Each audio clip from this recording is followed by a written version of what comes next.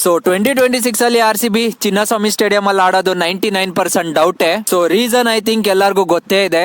ಪುಣೆಯ MCA stadium RCB ಅವರ home ground ಆಗ್ಬಹುದು ಈ ಸತಿ. ಸೊ ಹಂಗ್ ನೋಡಕ್ ಹೋದ್ರೆ RCB ಗೆ ವರ್ಲ್ಡ್ ವೈಡ್ ಫ್ಯಾನ್ಸ್ ಇದ್ದೇ ಇದ್ದಾರೆ. ಬಟ್ 2025 ಅಲ್ಲಿ RCB ಕಪ್ ಗೆದ್ದಾಗ ಪುಣೆಯಲ್ಲಿ ನೋಡಿ ಸೆಲೆಬ್ರೇಷನ್ ನೋಡಿದ್ರೆ ಪುಣೆಯಲ್ಲೂ ತುಂಬಾನೇ ಫ್ಯಾನ್ಸ್ ಇದ್ದಾರೆ. RCB ಗೆ ಫುಲ್ ಸಪೋರ್ಟ್ ಸಿಗುತ್ತೆ ಅಂತ 100% ಗ್ಯಾರಂಟಿ ಇದೆ. ಸೊ ಇದು ತುಂಬಾ ಹರ್ಟ್ ಆಗುತ್ತೆ ನಮ್ಗೆಲ್ಲ, ಯಾಕಂದ್ರೆ Chinnaswamy is one of the iconic stadium in India. So ಮತ್ತೊಂದು ವಿಷಯ ಏನಪ್ಪಾ ಅಂತಂದ್ರೆ ನಿಮ್ಗೆಲ್ಲರಿಗೂ ಗೊತ್ತಿರಂಗೆ RCB ಈ ಸತಿ ಸೇಲಿಗಿದೆ. ಸೊ ಅದನ್ನ ಖರೀದಿ ಮಾಡಕ್ಕೆ ತುಂಬಾನೇ ದೊಡ್ಡ ವ್ಯಕ್ತಿಗಳು ಮುಂದೆ ಬಂದಿದ್ದಾರೆ. ಫಾರ್ ಎಕ್ಸಾಂಪಲ್ ಅದಾನಿ ಅವರು. ಸೊ ಇದುವರೆಗೂ ಯಾರು ಹೇಳ್ದಲ್ಲೇ ಇರೋ ಒಂದು ವಿಷಯ ಹೇಳ್ತೀನಿ ಕೇಳ್ರಿ. RCB ನ ಬೇರೆ ಓನರ್ಸ್ ಪರ್ಚೇಸ್ ಮಾಡಿದ್ರೆ RCB ನೇಮ್ ಚೇಂಜ್ ಮಾಡ್ತಾರಾ ಅಂತ ಕನ್ಫ್ಯೂಷನ್ ಇದೆ.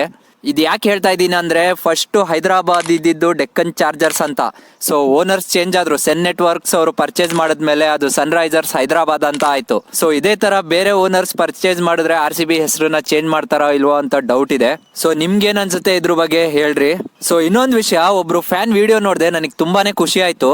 ಅವ್ರ ಏನ್ ಹೇಳಿದಾರಂದ್ರೆ RCB ನ ಬೇರೆಯವ್ರು ಖರೀದಿ ಮಾಡಕ್ಕಿಂತ ನಾವೆಲ್ಲರೂ ಫ್ಯಾನ್ಸ್ ಸೇರ್ಸೇ RCB ನ ಖರೀದಿ ಮಾಡಬಹುದು ಅಂತ. ಇದು ಸಾಧ್ಯನಾ ಅಂತ ಕೇಳ್ತೀರಾ? ಎಸ್, ಇದಾಗುತ್ತೆ. ಯಾಕಂದ್ರೆ FC ಬಾರ್ಸೆಲೋನಾ ಅಂತ ಒಂದು ಟೀಮ್ ಇದೆ, ಫುಟ್ಬಾಲ್ ಕ್ಲಬ್. ಅದು fully owned by fans. So ಇದೇ ತರ ಇಂಟ್ರೆಸ್ಟಿಂಗ್ ವಿಚಾರ ತಿಳ್ಕೊಳಕ್ಕೆ ಯೂಟ್ಯೂಬ್ ಇಂದ ನೋಡ್ತಾ ಇದ್ರೆ ಚಾನೆಲ್ ನ ಲೈಕ್ ಮಾಡ್ರಿ, ಇನ್ಸ್ಟಾಗ್ರಾಮ್ ಇಂದ ನೋಡ್ತಾ ಇದ್ರೆ ಪೇಜ್ ನ ಫಾಲೋ ಮಾಡ್ರಿ. Thank you.